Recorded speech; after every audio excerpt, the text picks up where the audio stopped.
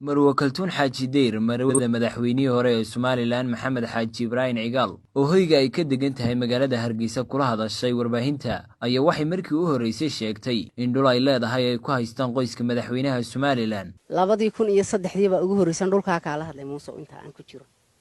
ama ha weynaato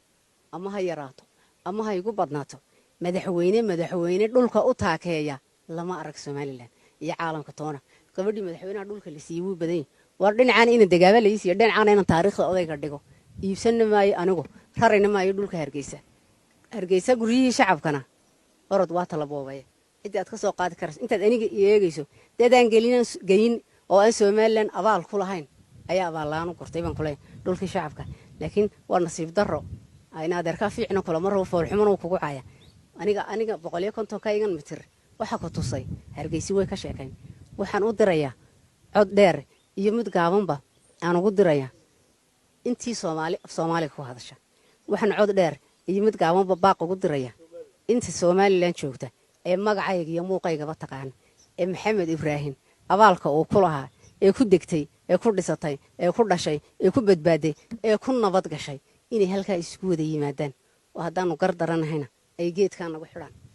haddii nalagu durdurinayana yaa shalay dhalatay wal shuu jir adar xukunkan waa la soo wada maray kamanaan faa'iideysan anagu dhulna kamanaan qaadan aqalada Ingiriiskana waa naga ku jirna kaynakiinu laga saari kari laayna waa ka hangashte siyaad bara dhisay duntunsana la arkay fool xumadiisa way naga muuqan lahayd waxaan qaadan fooqayna maanu dhisan hantina maanu boobin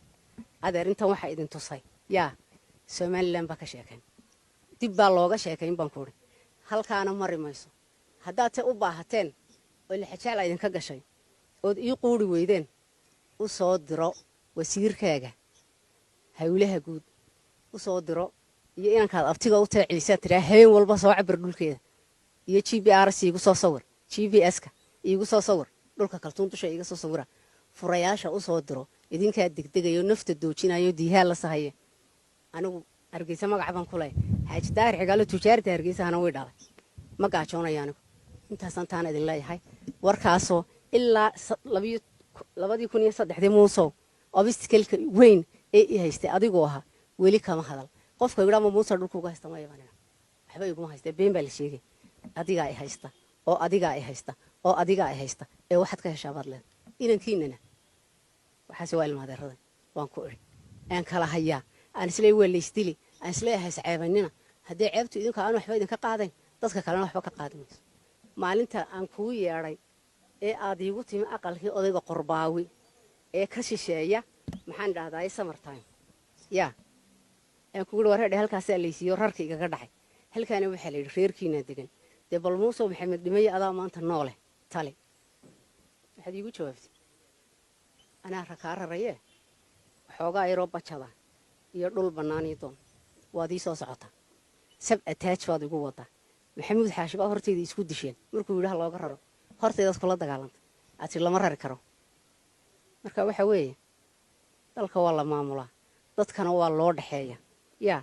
taas aadna hadhow ku horan Axmed Maxamuud Dool telefishinka Sahan Hargeysa.